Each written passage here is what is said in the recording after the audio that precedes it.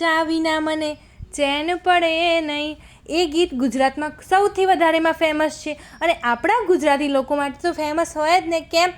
કારણ કે આપણા ગુજરાતી લોકોને સૌથી વધારે પ્રિયમાં પ્રિય હોય તો ચા.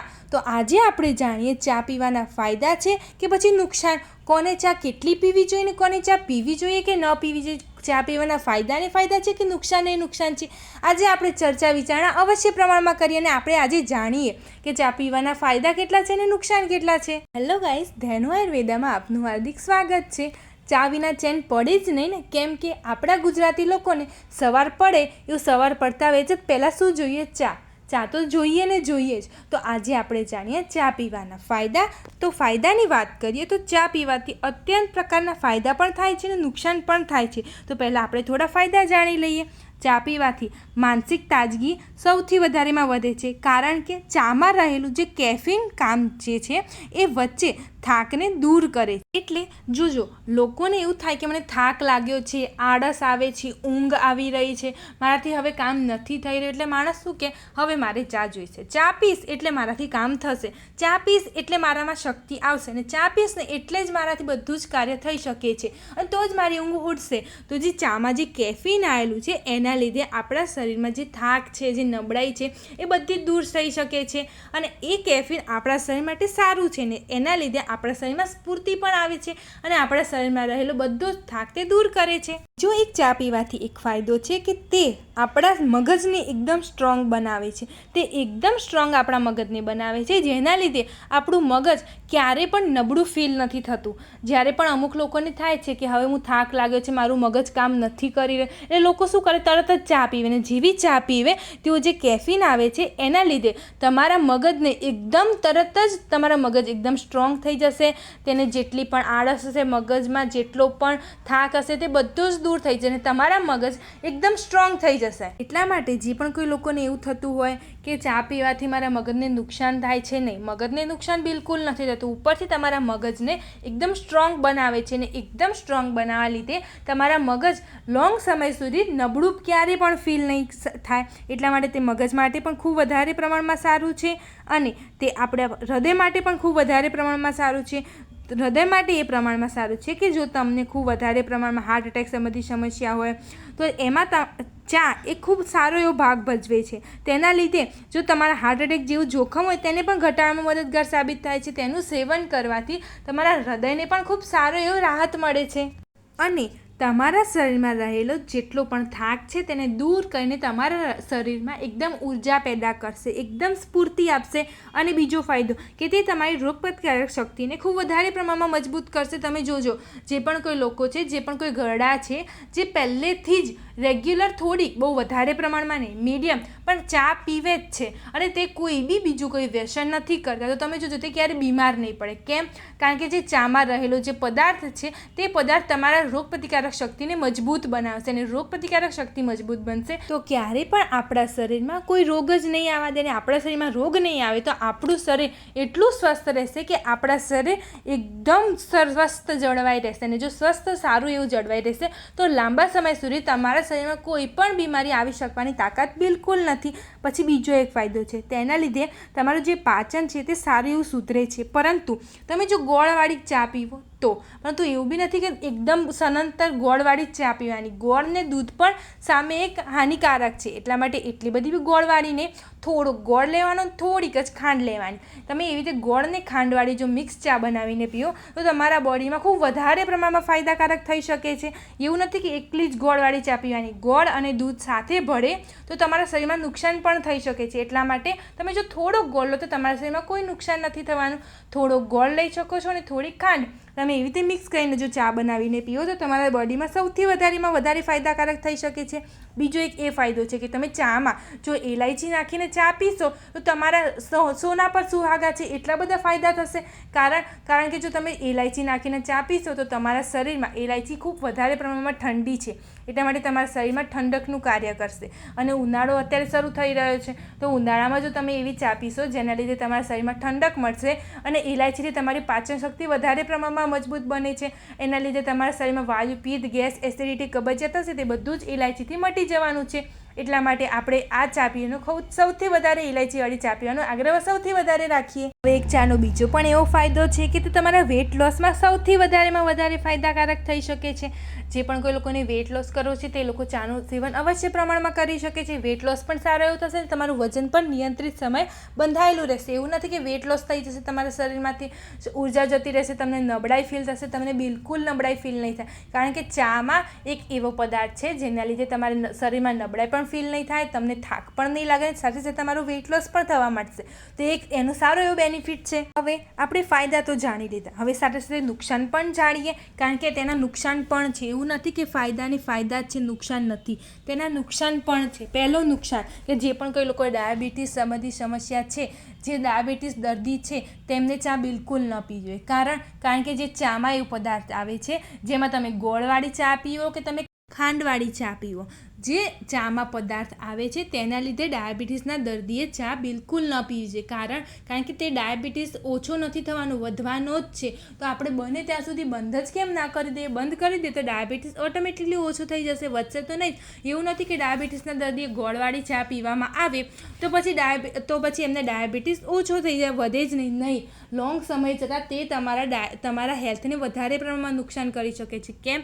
કારણ કે દૂધ અને ગોળ સાથે બિલકુલ ન લેવું. જે દૂધ અને ગોળ જો સાથે લેવામાં આવે તો પહેલું નુકસાન કે તેમને કોડ થઈ શકે છે. બીજું કે તમને હાર્ટ અને લીવર સંબંધી સમસ્યા બહુ મોટી થઈ શકે છે, અને તમારા હોજરી પર સોજો પણ આવી શકે છે. એ તમને કોઈ બીજા ડૉક્ટર નહીં કહી શકે, આયુર્વેદિક ડૉક્ટર જ તમને જણાવી શકે છે. એટલા માટે હું તમને કહું ત્યાં સુધી ગોળવાળી ચા કે પછી ખાંડવાળી ચા ડાયાબિટીસના દર્દીએ ન જ લેવી જોઈએ. અને એમ થાય કે હવે લેવી જ છે તો શું કરવાનું છે? જે સાકર આવે છે, જે દેશી સાકર આવે છે, એ સાકર જે ધાગા સાકર આવે છે, દોરા સાકર આવે છે, તેની ચા પીવો. હવે તમને થઈ જ ગયું છે કે મારે પીવી જ છે, મારા એના વગર નથી જ ચાલી રહ્યું, તો તમે એ ચા એ દોરા સાકરવાળી ચા તમે બનાવીને પી શકો છો. બીજું નુકસાન છે કે જે પણ કોઈ લોકોને શ્વાસ સંબંધી સમસ્યા છે તેમના માટે સૌથી વધારેમાં વધારે ગેરફાયદો છે. કારણ કે જે ચામાં જે કેફીન પદાર્થ આવે છે તેના લીધે તમને શ્વાસ થઈ શકે છે, અને શ્વાસ સંબંધી સમસ્યા વધારે પ્રમાણમાં વધી શકે છે. એટલે બને ત્યાં સુધી એ લોકોએ ચા ઓછી પીવી જોઈએ. એવું નથી કે ન જ પીવી જોઈએ, કેમ કે લોકોને શું થાય છે, રેગ્યુલર ચા પીવામાં આવે તો એમને એક હેડ બંધાઈ જાય છે કે મારે દિવસમાં રોજે ચા પીવી તો જોઈએ જ. તો તેમને શું કરવાનું છે? બને ત્યાં સુધી ચાની ક્વોન્ટિટી ઓછી કરી દેવાની છે. જો તમે 2 કપ પીતા હોય તો 1 કપ પીવો, 1 કપ પીતા હોય તો અડધો કપ પીવો. એમ ધીમે ધીમે ઓછી કરતા જાઓ, કારણ કે ચાથી શ્વાસ તમને થશે ને થશે. આજે નહીં થાય તો તમે જે વૃદ્ધાવસ્થામાં જશો ત્યારે તમને ચાથી શ્વાસ થવાની સંભાવના વધવાની જ છે, અને તમે વૃદ્ધાવસ્થામાં આવશો ત્યારે તમને સૌથી વધારે શ્વાસ સંબંધી સમસ્યા થશે, તમને શ્વાસ ચડશે, એ સમસ્યા તમને ખૂબ વધારે પ્રમાણમાં થશે. ત્યાં સુધી બને ત્યાં સુધી ઓછી કરી દો, અને જો તમારાથી થતું જ હોય તો ન પીવો. જો એક ગેરફાયદો છે કે તે તમારા હાડકાને બહુ જ નબળા કરી દેશે. એ તમને અત્યારે નહીં ખબર પડે. એમાં જે કેફીન પદાર્થ આવે છે તે તમારા શરીરમાંથી કેલ્શિયમને શોષી લે છે, અને શરીરમાંથી કેલ્શિયમ શોષાઈ જાય એટલે શું થાય? હાડકાં નબળા પડી જાય. હાડકાં નબળા પડે પછી તમને થોડાક જ મહિનામાં સાંધાનો દુખાવો થઈ જાય, અને સાંધાનો દુખાવો થાય એટલે શું થાય? જે હાડકામાં જે જોઈન્ટ્સ હોય છે, ધારો કે હાથ અને પગની વચ્ચે જે જોઈન્ટ્સ છે, કાંડા અને હાથની વચ્ચે જે જોઈન્ટ્સ છે, એ જોઈન્ટ્સમાં લિક્વિડ ખતમ થઈ જાય, અને લિક્વિડ પતી જાય એટલે તમને શું થાય? ત્યાં ઘસારો શરૂ થઈ જાય, અને પછી તેને કોઈ ઈલાજ આગળ જતા નથી. એટલે ખાસ કરીને એ ધ્યાન રાખવું જોઈએ કે આપણે ચા પીએ ત્યાં સુધી બને ત્યાં સુધી ઓછી જ પીએ, અને જો આપણે થઈ શકતું હોય તો બંધ જ કરી દઈએ, કારણ કે તે આપણા હાડકાને નબળા કરવાના જ છે. લોંગ સમય પછી પણ નબળા કરવાના જ છે. તો બને ત્યાં સુધી ઓછી કરી દઈએ. જો 2 કપ પીતા હોય તો 1 કપ પીએ, 2 ટાઈમ પીતા હોય તો 1 ટાઈમ પીએ, પછી ધીમે ધીમે આગળ ઘણા મહિનો જાય પછી આપણે અડધો કપ કરી દઈએ. એમ ઓછી કરીએ તો આપણા શરીર માટે જ સારું છે. ફાયદા પણ છે, સાથે સાથે થોડા નુકસાન પણ છે. તો આપણે સાવચેતીથી ચા પીએ તો આપણા શરીર માટે ફાયદા પણ મળી જશે, અને નુકસાન થોડા ઓછા થઈ જશે. પછી બીજી એક ખાસ સાવચેતી રાખવાની છે કે અત્યારે લોકોને શું છે? આદુવાળી ચા પીવાની. આદુવાળી ચા પીવાથી એવું છે કે મને ના કોઈ રોગ થાય કે ના કશું જ થાય નહીં. આદુવાળી ચા પણ બને ત્યાં સુધી ઓછી પીવાની, કારણ કે ચા અને આદુ જ્યારે મિક્સ થાય છે ત્યારે તમારા શરીરમાં બળતરા ઉત્પન્ન કરે છે, અને એ બળતરા શેની છે? એસિડિટીની છે. અને એના પછી તમને એસિડિટી થશે, ને એસિડિટી પછી તમને શું થશે? ગેસ થશે, વાયુ થશે, પિત્ત ઉત્પન્ન થશે, અને પછી તમને કબજિયાત જેવા કેવા મોટા રોગ થશે અને કબજિયાતમાંથી 80 પ્રકારના રોગ ઉત્પન્ન થાય છે. એટલા માટે બને ત્યાં સુધી આપણે આદુવાળી ચા એકદમ ટાળીએ. ઇલાયચીવાળી ચા પીએ. ઇલાયચી સરસ જ છે, એમાં તજ નાખીએ ચામાં. તજવાળી પણ ચા પી શકાય છે, ઇલાયચીવાળી પણ ચા પી શકાય છે. પછી તમે આદુની જગ્યાએ થોડી સૂંઠ નાખીને પીઓ તો વાંધો નથી, પરંતુ જે કાચું આદુ આવે છે તે આપણા શરીરમાં એસિડિટી સૌથી વધારે ઉત્પન્ન કરી શકે છે. સૂંઠ નથી કરતી એસિડિટી ઉત્પન્ન. સૂંઠ એસિડિટીને મટાડવાનું કાર્ય કરે છે. એટલા માટે આપણે બને ત્યાં સુધી સૂંઠવાળી ચા પીએ, આદુવાળી ચા પીવાની ટાળીએ અને ઇલાયચીવાળી ચા તો સૌથી બેસ્ટમાં બેસ્ટ છે. તો આપણે ઇલાયચીવાળી ચા પીએ, કારણ કે આદુવાળી ચા પીવાથી તમને એસિડિટી ઉત્પન્ન થઈ શકે છે અને એસિડિટીમાંથી તમને પિત્ત ઉત્પન્ન થશે, પિત્તમાંથી વાયુમાંથી કબજિયાત અને કબજિયાતમાંથી 80% રોગો ઉત્પન્ન થઈ શકે છે. તો આપણાથી બને ત્યાં સુધી આદુવાળી ચા પીવાનું અવશ્ય પ્રમાણમાં ટાળીએ. હવે એક વાત ખાસ છે કે લોકોને શું જોઈએ છે, સવારે ચા પીવાની, પછી બપોરે ચા પીવાની, જમ્યા પછી સૂઈને ઉઠે ત્યારે, અને રાત્રે ચા પીવાની એટલે કે સાંજે. એ ચા પીવાની અને પછી જ એમને દિવસ સારો જાય નહીં, એવું બિલકુલ ન કરવું જોઈએ. દિવસમાં આટલો બધો સમય તમારા શરીરમાં ચા જશે તો તમારા શરીરની શું દશા થશે. તમને નાના ઉંમરમાં તમને સૌથી વધારે તો પહેલાં એસિડિટી સંબંધી સમસ્યા ઉત્પન્ન થશે. એવું નથી કે તમે આદુવાળી ચા નહીં પીવો તો બી તમારા શરીરમાં એસિડિટી નહીં આવે. ચામાં જે પદાર્થ આવે છે એનાથી પણ એસિડિટી ઉત્પન્ન થઈ શકે છે, પણ એ કેવું છે, લોંગ સમય ઉત્પન્ન થાય છે. હવે તમે દિવસમાં 3 ટાઈમ ચા પીવો તો તમારા શરીરમાં કેટલી બધી એસિડિટી ઉત્પન્ન થાય, તમારા હાડકાં કેટલા બધા નબળા પડી જાય, તમને શ્વાસ સંબંધી સમસ્યા કેટલી બધી જલ્દી આવી જાય. અને પછી તમે તેવી રીતે સળંગ જો તમે 3 ટાઈમ ચા પીશો તો તમારા બોડીની આદત પડી જશે. તમારું બોડી ચા વગર કામ જ નહીં કરે. તો આપણે આપણા બોડીને એવું શું કરવા આદત પાડવી જોઈએ કે આપણે ચા ના પીએ તો આપણા બોડી કામ જ ન કરે, આળસુ. પછી તમે જોજો, જે પણ કોઈ લોકો છે ને ચા નહીં પીવે તો તમને આળસ આવશે, કોઈ કામ નહીં સૂજે, મગજ કામ કરતું બંધ થઈ જશે, એમ થશે કે પહેલાં ચા જ જોઈએ, મને ચક્કર આવે છે, માથું ચડી જાય છે, ચા ના મળે તો માથું ચડી જાય, ચક્કર આવે, કોઈ કામ ના સૂજે, કોઈ કામ ન કરી શકે, નબળાઈ ફીલ થઈ શકે છે. તો એ બધું જ બિલકુલ નુકસાનકારક છે આપણા માટે. તો આપણે શું કરવાનું છે, ખાસ કરીને પહેલાં આપણે 3 ટાઈમ ચા પીએ છીએ તેમાંથી 2 ટાઈમ કરો. 1 મહિનો 3 ટાઈમ પીવો છો એમાંથી 2 ટાઈમ કરો, પછી ધીમે ધીમે 1 ટાઈમ ચા પીવો. અને મારું માનો ને તો ત્યાં સુધી તમે ચા પીવાની જો આદત છે તો તમે અડધો કપ 1 ટાઈમ ચા પીઓ, પણ આવી રીતે 3 ટાઈમ ચા પીશો તો તમારું બોડી આખું ખાલી જ થઈ જશે. અને ચા એવો પદાર્થ છે કે તમારું બોડી આખું અંદરથી ખાલી થઈ જશે ને તો પણ તમને બોડી સિગ્નલ નહીં આપે તમને, એટલે કે તમારું બોડી તમને નહીં કહે કે અંદરથી આખું શરીર ખાલી થઈ ગયું છે. પહેલી વાત તો હોજરી પર સોજો આવી જશે.